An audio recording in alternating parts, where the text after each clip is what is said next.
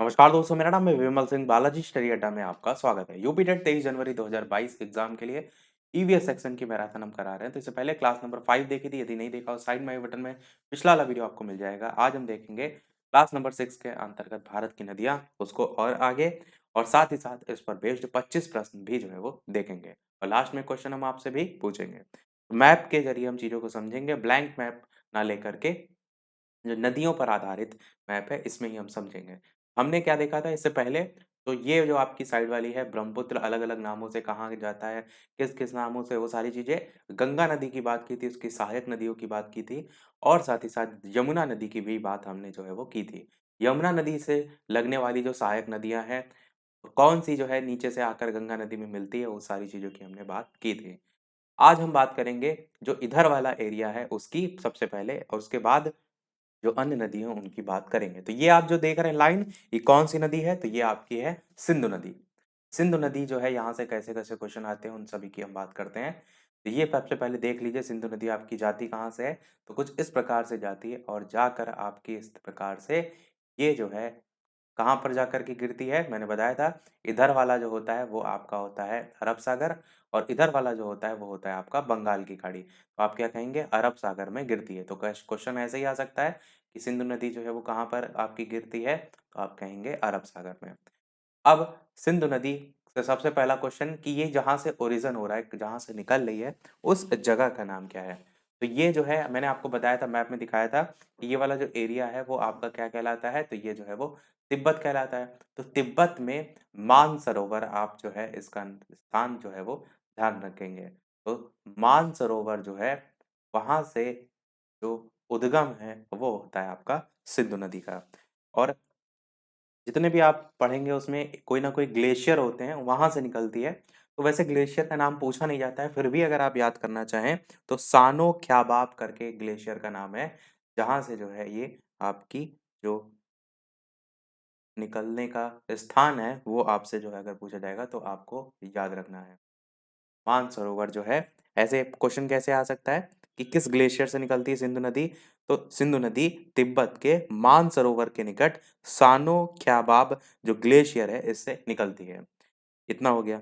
अब इसी जो इसकी जो डायरेक्शन आप देख रहे हैं जहाँ से ये जा रही है, इसी के नीचे ही आप एक और ये आप नदी देख रहे हैं।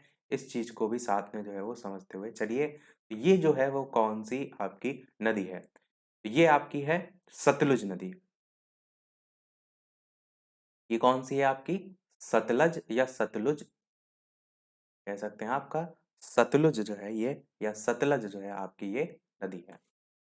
तो ये आपकी भी देख रहे हैं यहीं से ही निकलती है। तो अब आपसे दोनों चीजों को एक साथ जोड़कर याद रखना है। तो आपसे ये भी पूछा जा सकता है कि सतलज नदी कहाँ से निकलती है? तो सतलज नदी जो है, ये भी देखिए तिब्बत का ही एरिया यहीं पर ही पड़ता है ना। तो तिब्बत में जो मानसरोवर है उसके निकट, यहाँ पर जो हिमनद है उसका नाम पूछा जाता है। तो यहाँ पर एरो बनाकर हम ऊपर लिख देते हैं। तो हिमनद का नाम है राकस ताल हिमनद,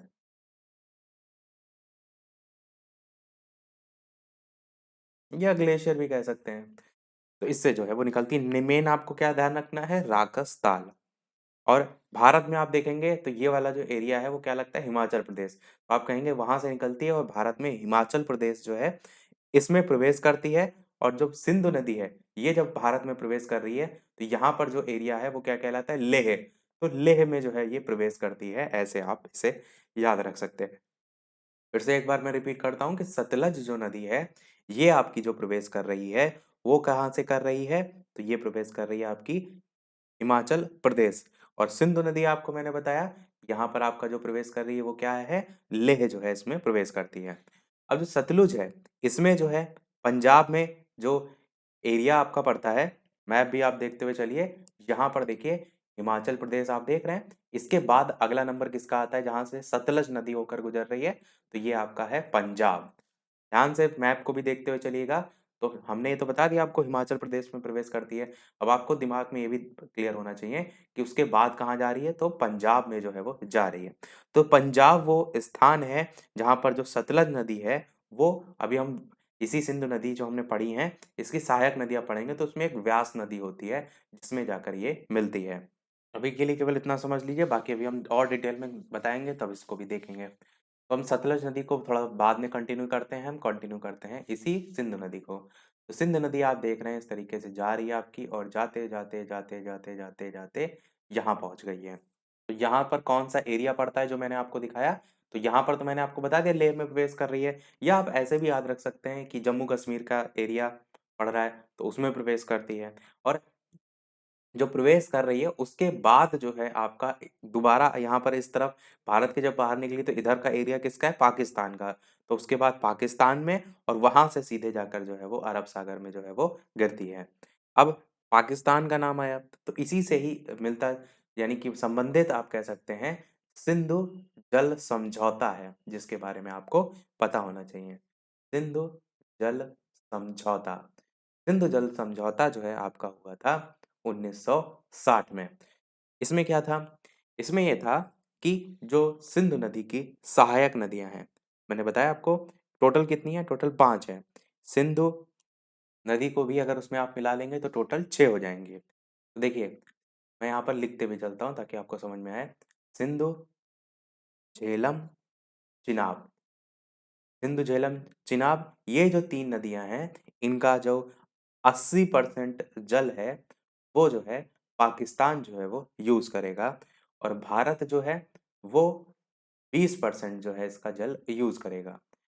और जो बाकी बची उसमें आपकी रावी, व्यास और सतलज, इसमें 80% जो जल है वो भारत यूज करेगा, और पाकिस्तान जो है इसमें वो आपका 20% जो है वो यूज करेगा। तो ये जो है इन नदियों के संदर्भ में सिंधु जल समझौता हुआ था 1960 में। तो सिंधु जल समझौता आप समझ गए कि ये जो है वो हुआ था। अब इसको हम रब कर रहे हैं, हम अपनी सहायक नदियों की तरफ जो है वो बढ़ते हैं। आपको केवल ध्यान रखना है कि एक्चुअल में सिंधु जल समझौता था क्या, इसमें किन किन जो सहायक नदियां हैं, उनका किस प्रकार से बंटवारा हुआ था, ये सारी चीजें। तो सिंधु नदी की सबसे पहली सहायक नदी कौन सी है? तो ये जो आप ऊपर इस तरीके से देख रहे हैं, ये आपकी जो है वो कौन सी है?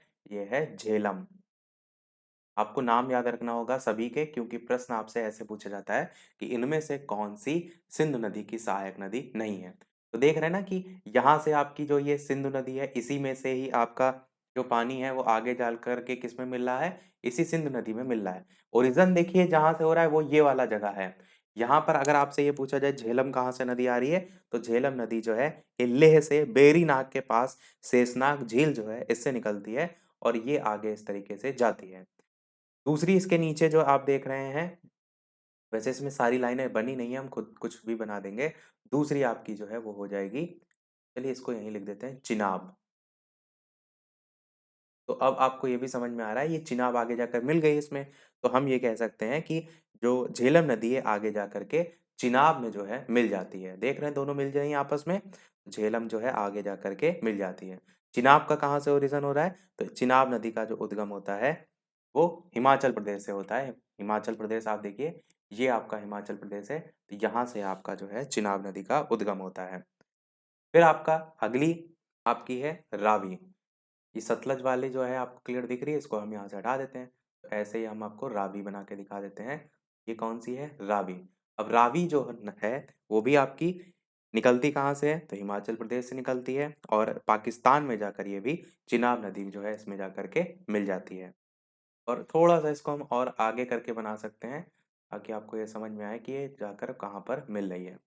उसके बाद इसी के नीचे आपको ये भी देखना है कि जो पंजाब है इसी में ही आपकी जो एक और सहायक नदी आप कह सकते हैं जो है व्यास नदी। उद्गम और विलय दोनों इसका भारत में ही होता है। निकलती है आपकी कहाँ से? यही हिमाचल प्रदेश से। और निकलने के बाद ये जो है, ये जो पंजाब एरिया है इसी में कपूरथला जो है उसमें सतलज नदी में जाकर के मिल जाती है। तो सतलज तो हमने देखी है, ये आपकी सतलज है, तो आप इसको यहाँ से निकाल सकते हैं, और जाकर ये किस में मिल जाएगी? तो सतलज में ही जाकर के मिल जाएगी। या इसे आप और आगे जाकर के मिला सकते हैं, या यहीं भी ठीक है, आपको समझ में आना चाहिए। यहाँ पर ये कौन सी है? सीधे लिख ही देते हैं यहाँ पर ऐसे एरो बना करके, ये है व्यास। और किस में मिल रही है? सतलज में मिल रही है। और इन सभी नदियों को आप देख रहे हैं आगे जाकर के किस में मिल रही हैं? जितनी भी हैं, चाहे वो झेलम हो, चाहे चिनाब हो, चाहे वो रावी हो, चाहे वो व्यास हो, चाहे वो सतलज हो, सभी जाकर ये ऊपर से जो आ रही है सिंधु नदी इसमें मिल रही है, इसलिए इन सभी को हम कहते हैं सिंधु की सहायक नदियां। तो सब जाकर के सिंधु नदी में मिल रही हैं। अब थोड़ा सा सतलज नदी को भी हमने बताया आपको कि राकस ताल जो हिमनद है उससे निकलती है और भारत में हिमाचल प्रदेश में प्रवेश करती है, और भारत में हिमाचल प्रदेश में प्रवेश करने के बाद जो ये व्यास नदी मैंने बताया इसमें जा करके जो है ये मिल जाती है। और जब मिल जाती है उसके बाद ये और आगे जाती है, तब किसमें मिलती है? ये चिनाब वाली जो है इसमें मिलती है जा करके। जब ये चिनाब में मिलती है तो इसमें झेलम और रावी तो ऑलरेडी मिल चुकी हैं। तो अब जा करके आपको इतना डिटेल में याद करने की कोई आवश्यकता नहीं है, केवल मैं आपको समझाने के लिए बता रहा हूँ कि ऐसा-ऐसा यहाँ पर होता है। वैसे आपसे जो क्वेश्चन बनता है, वो आपसे इनके नाम ही जो है वो पूछे जाएँगे। आपके मन में ये भी क्वेश्चन आ रहा होगा कि जब पूछा ही नहीं जाता तो मैं यहाँ बता क्यों रहा हूँ? बताने का रीज़न ये है कि जो एक्चुअल में जो पंजाब है, इस पंजाब का नाम पंजाब क्यों पड़ा है? अगर आप इसे आप अलग-अलग करेंगे तो यहाँ पर पंज और आब करके अलग होगा। पंज का अर्थ होता है यहाँ पर 5 और आब का जो अर्थ होता है वो होता है जल। तो ये 5 जो नदियाँ हैं ना जो अभी हमने यहाँ पर देखी, इसी का मिलन बिंदु होता है ना। मैंने बताया कि सतलज नदी जो है उसमें जाकर के ये व्यास वाली मिल जाती है और आगे जाके चिनाब मिल जाती है। चिनाब में झेलम और रावी पहले मिल चुकी हैं। तो ये 5 नदियों के कारण ही पंजाब नाम पड़ा है, इसलिए मैंने ये चीज़ आपको बताई। एक प्रश्न आपके मन में ये भी आया होगा कि जो हमने सिंधु जल समझौता देखा, ये क्यों हुआ? क्योंकि ये जो नदियाँ हैं, वो पाकिस्तान जो है, वहाँ पर एक स्थान है पठानकोट, उसमें जाकर के मिलती हैं। अब क्या होता है कि पानी वहाँ से होकर के जा रहा है, वो बंद कर दें किसी जल को, तो या भारत जो है वहाँ से भी होकर जा रहा है, तो आपस में ज़रूरी है कि सहमति होनी चाहिए। तो इसीलिए जो है सिंधु जल समझौता जो है वो हुआ था, कि भैया हम भी यूज़ करें, आप भी यूज़ करो। अब कुछ यहाँ की बात करते हैं जो सतलज नदी जैसे है। सबसे पहले तो एक क्वेश्चन यहाँ से ये आता है कि भाखड़ा नागल बांध आपका किस नदी पर है? तो सतलज नदी पर जो है आपका है, यहाँ से क्वेश्चन आता है। अच्छा, सबसे ऊंचा बांध आपसे पूछा जाएगा तो उत्तराखंड में टिहरी बांध है, आपका भाखड़ा नागल बांध नहीं है, इसमें कंफ्यूजन ना होइएगा। एक क्वेश्चन ये आता है कि श्रीनगर जो है वो किस नदी जो है उसके किनारे जो है वो है? तो झेलम नदी के किनारे है। ये कुछ इस टाइप के क्वेश्चन जीके में पूछ लिए जाते हैं। और याद करना भी आसान है, क्योंकि पहले क्या होता था श्रीनगर में आतंकवादी टाइप की घटनाएँ काफ़ी होती थी। तो वहाँ के लोग क्या है झेल रहे हैं, ऐसे करके झेलम आप याद रख सकते हैं। तो इसमें आपको बस इतना याद रखना है, इसको हम रफ करते हैं। अब बढ़ते हैं अन्य नदियों की तरफ। तो सबसे पहले बात करते हैं लूनी नदी की। लूनी मैंने आपको बताया था राजस्थान जो है उसमें आपका जो यहाँ पर आप देख रहे हैं, यहाँ से जो है वो लूनी नदी निकलती है और इसकी खास बात ये है कि ये ऐसे पश्चिम में जो है वो जाती है। इस तरीके से आपकी जाती है लूनी नदी और कच्छ के रण में जाकर के मिल जाती है। इस पर बेस्ड क्वेश्चन शायद मैंने आपको पता नहीं कराया था कि नहीं, इसी को लवण नदी के नाम से भी जो है वो जाना जाता है। बात करते हैं थोड़ा सा अब दक्षिण जो है उसकी नदियाँ, दक्षिण भारत की नदियों में सबसे पहले ये आप जो देख रहे हैं नदी इस तरीके से जा रही है, ये नदी आपकी कौन सी है? तो ये मैंने शायद आपको पहले बताया भी था, ये है आपकी नर्मदा नदी। इस पर बेस्ड इससे पहले हमने क्वेश्चन भी जो है वो कराए थे। इधर वाली जो आप नदी ये देख रहे हैं, ये जो छोटी सी नदी है, ये आपकी कौन सी नदी है? तो ये आपकी है दामोदर नदी। सीधे सीधे लिख देते हैं, दामोदर नदी। दामोदर नदी से क्वेश्चन ये आता है आपसे। यहाँ पर थोड़ा सा मैप में वैसे नीचे ज्यादा बन गया, यहाँ पर ये दामोदर नदी नहीं होगी, ये आपकी स्वर्ण रेखा नदी होगी, क्योंकि दामोदर नदी तो ऊपर वाला जो हिस्सा है पश्चिम बंगाल वाला उसमें पड़ती है। चलिए पहले स्वर्ण रेखा नदी को देख लेते हैं, अभी फिर दामोदर नदी को जो है वो देखेंगे। स्वर्ण रेखा नदी ये जो है आपकी यहाँ पर है।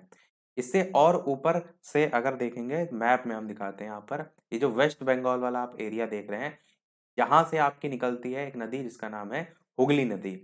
हुगली नदी यहाँ से जो है वो निकलती है।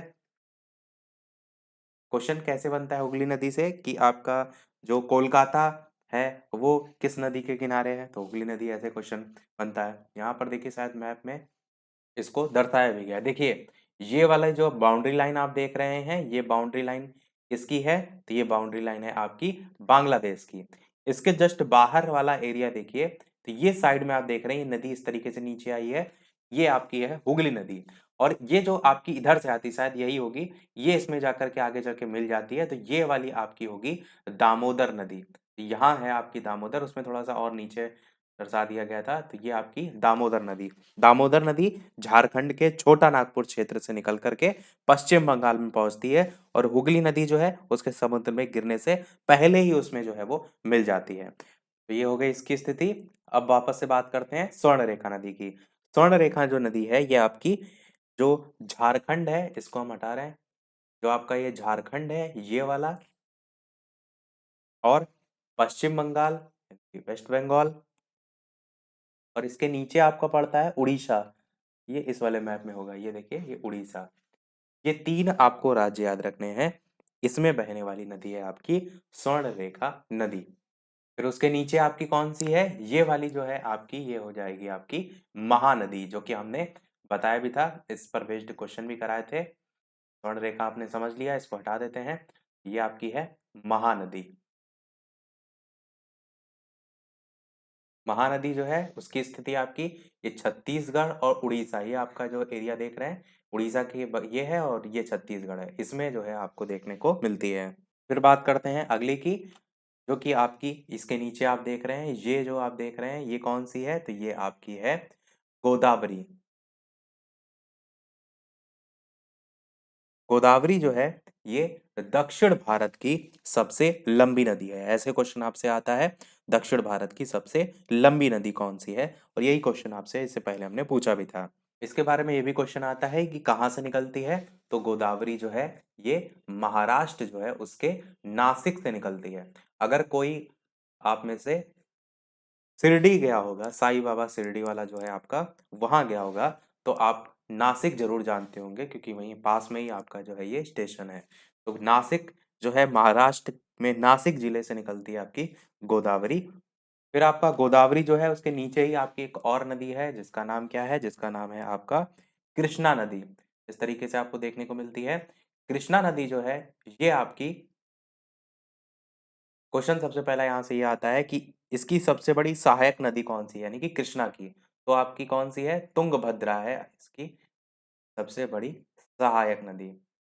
एक क्वेश्चन ये भी आता है कि ये जो नदी है कृष्णा नदी, ये कहाँ से निकलती है, तो महाबलेश्वर चोटी जो है वहां से निकलती है। ये आपको जो है वो पता होना चाहिए, महाबलेश्वर पर्वत या चोटी। और कृष्णा की ही एक सहायक नदी है जिसका नाम है मूसी। मूसी से एक क्वेश्चन ये आता है कि आपका जो हैदराबाद है वो किस नदी के किनारे बसा है, तो मूसी नदी के किनारे बसा है। यहाँ पर जो ये बनी हुई है ये कृष्णा नदी ही है, मैंने तो ऐसे डायरेक्ट दर्शा दी है। ये आपको जो बनाकर दिखाई गई है ये कृष्णा नदी है।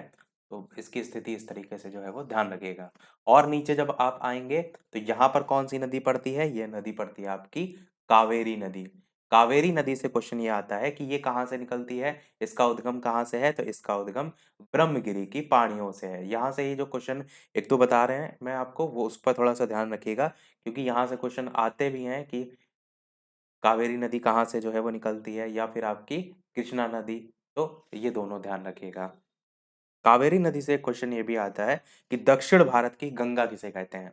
कहीं कहीं आपको कावेरी देखने को मिलता है, कहीं कहीं गोदावरी। कावेरी और गोदावरी में ये बहुत ज्यादा जो है वो कंफ्यूजन होती है। एक दक्षिण भारत की गंगा और एक आपका बूढ़ी गंगा।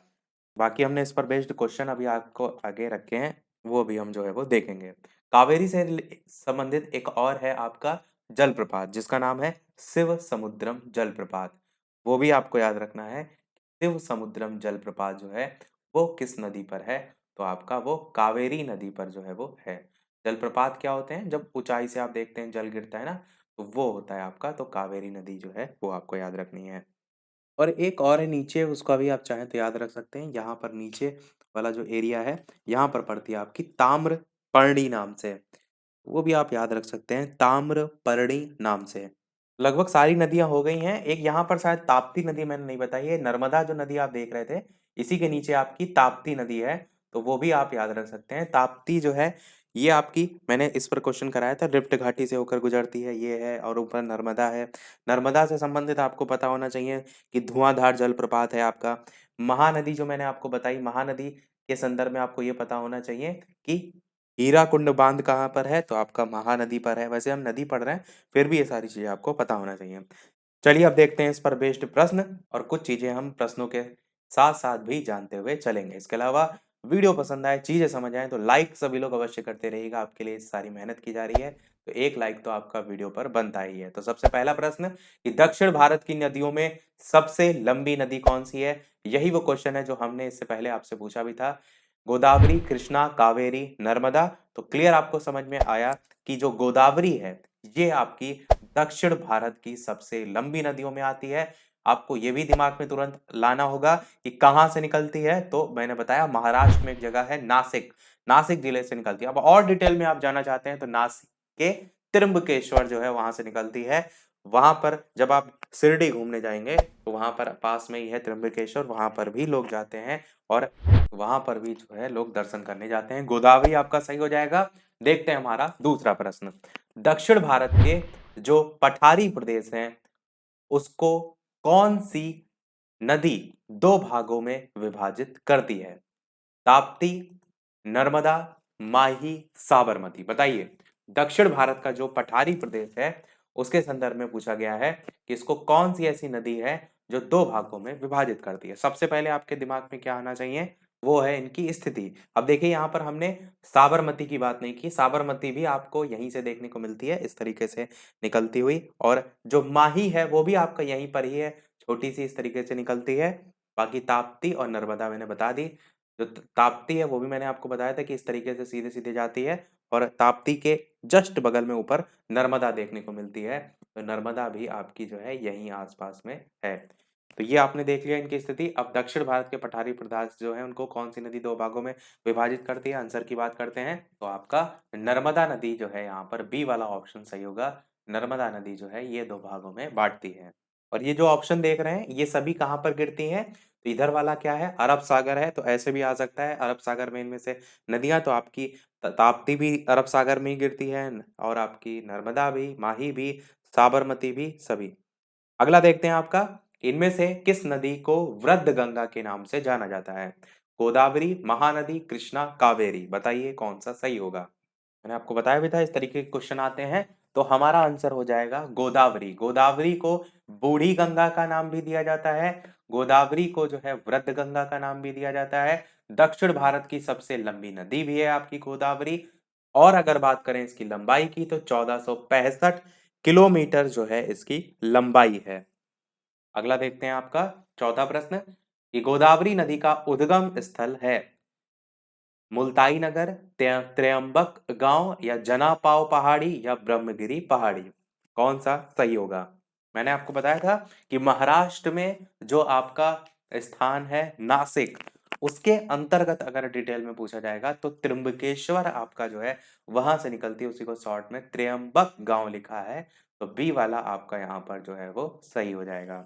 अगला प्रश्न पांचवा है कि वैन गंगा तथा पैन गंगा किसकी सहायक नदी है? गोदावरी, कृष्णा, गंगा, झेलम। तो नदियों की भी सहायक नदियां बहुत सी हैं, उनसे भी क्वेश्चन ऐसे आ सकते हैं। और ये जो क्वेश्चन मैंने पूछा है ये आपके अदर एग्जाम्स जो होते रहते हैं उन्हीं में से जो है आपका ये प्रश्न है। तो आपका गोदावरी, कृष्णा, गंगा या झेलम में आंसर की बात करते हैं तो गोदावरी आपका सही होगा। गोदावरी की सहायक नदियां वैन गंगा, पैन गंगा, इंद्रावती, मनेर, सबरी, ये सभी हैं जिसमें वैन गंगा, पैन गंगा आपसे पूछा गया था एक बार क्वेश्चन, तो इसलिए भी हमने इसको शामिल किया है। अगला है भारत की सबसे लंबी नदी जिसका उद्गम और मुहाना दोनों भारतीय क्षेत्र में ही स्थित हैं। बताइए गंगा, गोदावरी, ब्रह्मपुत्र, नर्मदा, कौन सा इनमें से सही होगा? तो आंसर की बात करते हैं तो आपका इनमें से गोदावरी ही सही होगा, जिसका उद्गम स्थान भी और मुहाना दोनों भारतीय क्षेत्र में है। मैंने आपको बताया था ना कि यहाँ आपका जो एरिया है महाराष्ट्र का, यहीं से आपकी निकलती है और ऐसे जाते जाते इधर जाकर के किस में गिरती है? बंगाल की खाड़ी में। आपको ये जरूर ध्यान देना है, इसलिए मैप से हम पढ़ रहे हैं कि कौन सी नदी किधर जाकर के जो है वो गिरती है और किन राज्यों से होकर जा रही है, इसकी भी स्थिति आपको मैप से देख करके याद होगी। अगला है कावेरी नदी का उद्गम स्रोत आपको बताना है ब्रह्मगिरी पहाड़ियां, सह्याद्री पहाड़ियां, ग्वालीगढ़ पहाड़ियां या अमरकंटक पहाड़ियां। बताइए कावेरी नदी का उद्गम स्थल। कावेरी नदी सबसे पहले आपको पता होना चाहिए कहाँ पर है, तो नीचे वाला जो हिस्सा है यहाँ पर आपको देखने को मिलती है इस तरीके से। और कहाँ से आपकी उठती हैं ये? तो ये आपकी ब्रह्मगिरी पहाड़ियाँ, मैंने बताया था कावेरी नदियों से क्वेश्चन आता है। ब्रह्मगिरी पहाड़ियाँ जो है, यहाँ से इसका उद्गम है। और एक जलप्रपात भी बताया था, वो था शिव समुद्रम जलप्रपात, वो भी आपका कावेरी नदी पर है, उसको भी आपको याद रखना है। आठवां प्रश्न, कावेरी नदी गिरती कहाँ पर है? बंगाल की खाड़ी में, अरब सागर में, पाक जलडमरू मध्य में, या खंबात की खाड़ी में? तो मैंने कहा कि मैप में अगर आप चीजों को देखेंगे तो आसानी से आप पहचान लेंगे। जो ये नदी है वो इस तरफ से, जो हमने बताया ना कि पिछले वाले में देखिए, अभी दिखाया था हमने आपको कि ब्रह्मगिरी पहाड़ी है, तो कहाँ पर हमने इसको इस तरीके से प्लेस भी दिखाया।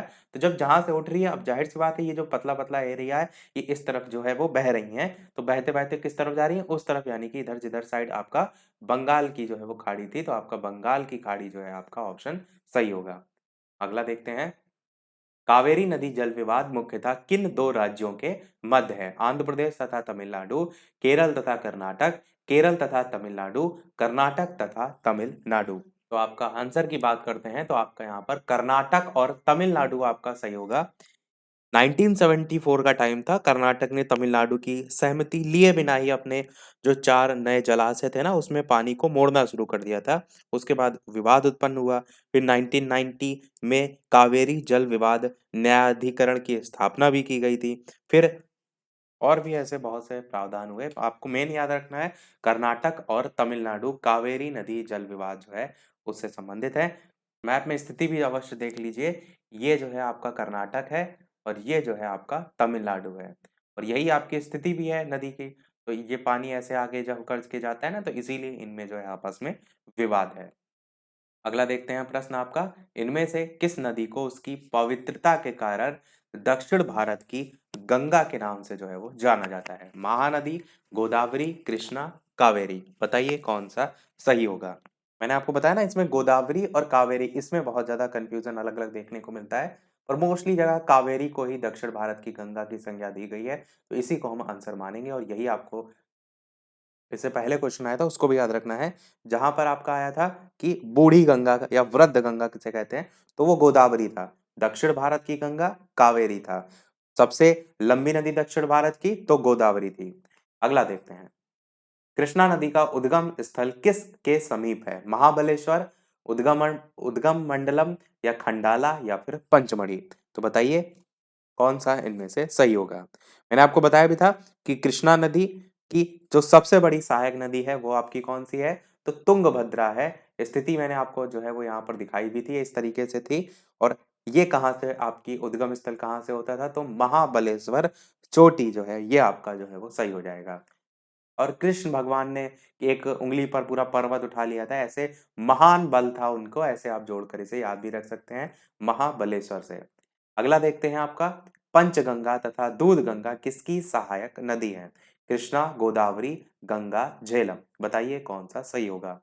तो मैंने ये आपको भी बताया कि कृष्णा नदी जो है उसकी सहायक नदियों में सबसे बड़ी जो है वो तो तुंगभद्रा है, पर और भी जो कृष्णा नदी जो है उसकी जो सहायक नदियां हैं उसमें आपका तुंग, दूध गंगा, पंचगंगा, कोयना आपकी देखने को मिल जाता है, घाट प्रभा, माल प्रभा, मूसी मैंने आपको बताया था जो कि आपका हैदराबाद के किनारे, तो मूसी नदी भी इसकी सहायक नदी है। तो ये सभी आपको यहाँ पर पता होना चाहिए। तो आंसर यहाँ पर कृष्णा जो है नदी आपका सही होगा, फर्स्ट वाला ऑप्शन। बाकी कोयना याद रखिएगा, मूसी भी याद रखिएगा, घाट प्रभा, ये सब पूछी जाती हैं। अगला है, दामोदर नदी जो है वो निकलती है तिब्बत से, छोटा नागपुर पठार से, नैनीताल के पास से, या सोमेश्वर पहाड़ी से? बताइए कौन सा सही होगा। ये भी क्वेश्चन अच्छा है, बताया हमने वहां पर नहीं है इसलिए अब यहाँ पर डायरेक्ट बात करेंगे। तो आंसर की बात करते हैं इन चार ऑप्शन में, तो छोटा नागपुर पठार से जो है ये निकलती है। स्थिति हमने आपको दामोदर नदी की पूरी बताई थी कि कैसे जो है निकलती है, उधर से आपकी हुगली नदी आती है उसमें मिलती है, तो छोटा नागपुर पठार से निकलती है दामोदर नदी, ये आपको याद रखना है। अगला देखते हैं आपका, अगला प्रश्न आपका 14 है कि विश्व का बृहत्तम डेल्टा निर्मित होता है? गंगा और ब्रह्मपुत्र के द्वारा, मिसिसिपी मिसौरी के द्वारा, यांगसी कियांग के द्वारा, या होआंगो के द्वारा? अच्छा, यहाँ पर एक पॉइंट को मैं और जोड़ना चाहूंगा कि कल हमने ब्रह्मपुत्र नदी की बात की थी। ब्रह्मपुत्र नदी सब कुछ मैंने बताया था। एक पॉइंट वहाँ पर मिसिंग था, वो ये कि जो ब्रह्मपुत्र नदी का उद्गम होता है, वो तो हमने बताया था कि तिब्बत से होता है, मानसरोवर के निकट। पर किस ग्लेशियर से होता है? तो चेमा-युंगडुंग ग्लेशियर जो है, उससे होता है। तो चेमा-युंगडुंग ग्लेशियर नाम जो है, याद रखिएगा, जहाँ से क्या होता है? ब्रह्मपुत्र नदी जो है, उसका उद्गम। वापस से लौटते हैं प्रश्न पे। विश्व का बृहत्तम डेल्टा निर्मित, आंसर की बात करते हैं तो गंगा और ब्रह्मपुत्र, यही आपका सही हो जाएगा। मैंने आपको ये बताया भी था कि जो सुंदरवन का डेल्टा है, गंगा और ब्रह्मपुत्र के मिलने के बाद बनता है, और ये जो है आपका विश्व का बृहत्तम जो है डेल्टा है। और नाम किस पड़ा, कारण पड़ा है सुंदरवन? तो सुंदरी वृक्ष के कारण जो है उसका नाम पड़ा। अगला है, मानस किस नदी की उपनदी है? गोदावरी, महानदी, कृष्णा, ब्रह्मपुत्र। बताइए कि कौन सा जो है वो सही होगा? उपनदी कह लीजिए या सहायक नदी करके भी पूछा जाता है आपका। आंसर की बात करते हैं तो गोदावरी, महानदी, कृष्णा और ब्रह्मपुत्र में ब्रह्मपुत्र आपका सही होगा, जिसको इससे पहले वाली क्लास में हमने पूरा डिटेल में पढ़ा था। तो मानस जो है इसकी सहायक नदी कह लीजिए या उपनदी कह लीजिए, ये आपको याद रखना होगा। एक और इसकी सहायक नदी है जिसको हमने बताया भी था मैप के जरिए, तीस्ता, वो भी आपसे देखने को मिल जाती है। तो तीस्ता नदी आपसे पूछा जाए तो वो भी ब्रह्मपुत्र की ही सहायक नदियों में जो है वो आएगी। हैं और भी आपकी, स्वर्ण है, स्वर्णश्री का नाम से, धनश्री नाम से, पर वो कहीं पूछी नहीं गई आज तक, तो इसलिए हम उसको नहीं देख रहे हैं। ज़्यादा कंफ्यूज ना हो तो तीस्ता ध्यान रखिएगा और मानस ध्यान रखिएगा। अगला देखते हैं आपका, इनमें से नदियों में से कौन सी नदी जबलपुर के निकट धुआंधार जलप्रपात का निर्माण करती है? ताप्ती, लूनी, नर्मदा, तुंगभद्रा। धुआंधार जलप्रपात मैंने आपको बताया भी था अभी, जब हम किस नदी की बात कर रहे थे, बिल्कुल, जब यहाँ पर हम बात कर रहे थे इस तरीके से नर्मदा नदी की। नर्मदा नदी जो है उस पर आपका है धुआंधार जलप्रपात, और स्थिति उसकी कहाँ पर है? तो जबलपुर। यहाँ पर आपका नर्मदा नदी जो है वो सी वाला ऑप्शन सही होगा। एग्जैक्ट जो इसकी स्थिति है वो आप कहेंगे कि मध्य प्रदेश जो है उसके जबलपुर जो है उसके निकट है। इस तरीके से आप कह सकते हैं। किसकी हम बात कर रहे हैं यहाँ पर? धुआंधार जलप्रपात की। और किस नदी पर है? तो नर्मदा नदी पर है। और जो धुआंधार जलप्रपात है, इम्पोर्टेंट इसलिए भी है कि यूनेस्को के द्वारा इसे 20 मई 2021 को जो विश्व धरोहर सूची होती है उसके रूप में जो है वो शामिल किया गया था। अगला देखते हैं आपका 17 प्रश्न, कि नदियों में से सबसे अधिक पद परिवर्तन किसने जो है वो किया? सोन नदी, गंडक नदी, कोसी नदी या गंगा नदी। बताइए कौन सा सही होगा? पद ना कह करके पथ कहिए तो ज्यादा सही होगा। पथ मतलब आपका जो रास्ता होता है उसकी बात यहाँ पर की गई है। पथ परिवर्तन अब ज्यादा सही है। पद तो रैंकिंग हो जाएगा, तो सबसे अधिक पथ परिवर्तन किसने किया? सोन, गंडक, कोसी या गंगा। तो आपका कोसी नदी जो है वो सही होगा। ये इसी कारण जो है वो कुख्यात है, मतलब विख्यात नहीं मैं बोल रहा हूँ, कुख्यात मतलब उसका जस्ट अपोजिट। जो बिहार है वहां पर आपको देखने को मिलती है, और बिहार का अभिशाप के नाम से भी जो है इसे जाना जाता है। तबाही वगैरह काफी होती है इससे, बाढ़ वगैरह।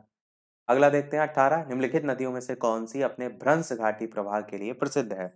चंबल, दामोदर, गंडक, रामगंगा। बताइए कौन सा सही होगा?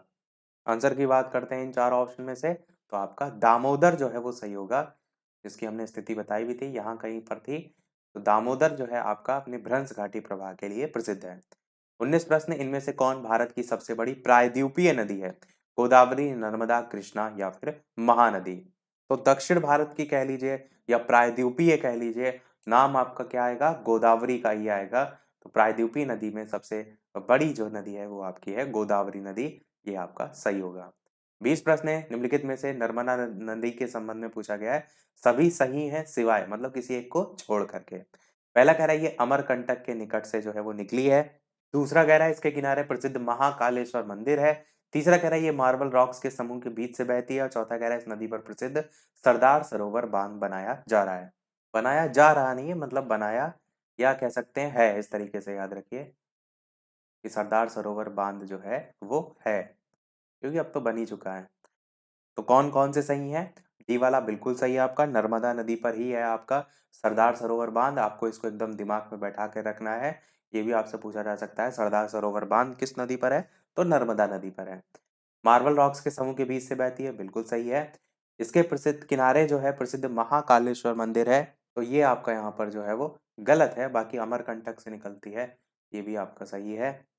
तो ये भी पॉइंट को ध्यान जरूर रखिएगा कि जो नर्मदा नदी है कहाँ से निकलती है, अमरकंटक से, ये भी ध्यान रखिएगा। बाकी गलत कौन सा है यहाँ पर, तो गलत आपका बी वाला है, जिसमें लिखा है इसके किनारे प्रसिद्ध महाकालेश्वर मंदिर है, ये आपका जो है गलत है। तो बी वाला यहाँ पर सही हो जाएगा आंसर, क्योंकि प्रश्न में पूछा गया था कि सभी सही है सवाल, तो आंसर आपका बी वाला जो है वो हो जाएगा। अगला देखते हैं 21, कि कृष्णा नदी की सहायक नदी कौन सी नहीं है, बताइए। तुंगभद्रा, मालप्रभा, घाटप्रभा, अमरावती, कौन सा सही होगा। सभी मैंने नाम आपको बताए भी थे, तो आपको मैंने बताया था तुंगभद्रा तो सबसे बड़ी है, तो ये तो बिल्कुल याद होगा। घाट प्रभा भी बताया था, माल प्रभा भी होती है, पर अमरावती नहीं होता है, तो बस आंसर आपका यहाँ पर हो जाएगा, जो कि कृष्णा नदी की सहायक नदी नहीं है। 22 प्रश्न आपका है, इनमें से कौन सी नदी कच्छ के रन में समाहित होती है, साबरमती, लूनी, बेतवा या इनमें से कोई नहीं। मैंने आपको यहाँ पर बनाकर भी दिखाई थी कि कौन सी नदी है, बताइए। आंसर की बात करते हैं तो लूनी आपका यहाँ पर जो है वो सही होगा, जो कि कच्छ के रन में जा करके मिलती है। अगला प्रश्न देखते हैं आपका 23, कि भारत में डेल्टा बनाने वाली नदियां कौन सी हैं। गंगा, महानदी, नर्मदा, कृष्णा, गंगा, ताप्ती, कावेरी, गंगा, महानदी, नर्मदा, ताप्ती, कृष्णा, कौन सा इनमें से सही होगा। ये भी क्वेश्चन आपसे पूछा जा चुका है एक बार, कि भारत में डेल्टा बनाने वाली नदियां। आंसर की बात करते हैं तो आपकी कावेरी, गंगा और महानदी, नाम आप ध्यान रखिएगा। कावेरी, गंगा और महानदी ये नदियां हैं जो कि भारत में डेल्टा बनाने वाली नदियों में जो है वो आती हैं। अगला देखते हैं 24, सेकेंड लास्ट प्रश्न आपका। भागीरथी और अलकनंदा गंगा में कहाँ पर मिलती हैं। कर्णप्रयाग, रुद्रप्रयाग, गंगोत्री, देवप्रयाग। कल वाली क्लास से हमने बताया था आपको किस तरीके से आपका भागीरथी और अलकनंदा मिलती हैं, कहाँ पर मिलती हैं। तो बिल्कुल आप सही सोच रहे हैं, देवप्रयाग आपका जो है वो सही होगा, देवप्रयाग में जो है मिलती हैं, और दोनों के मिलने के बाद ही इसका नाम क्या पड़ता है, गंगा नदी। अगला और इस वीडियो का लास्ट प्रश्न देखते हैं, और टोटल 25 में से कितने प्रश्न आप सही कर पाए, कमेंट सेक्शन में अवश्य जो है वो बताइएगा।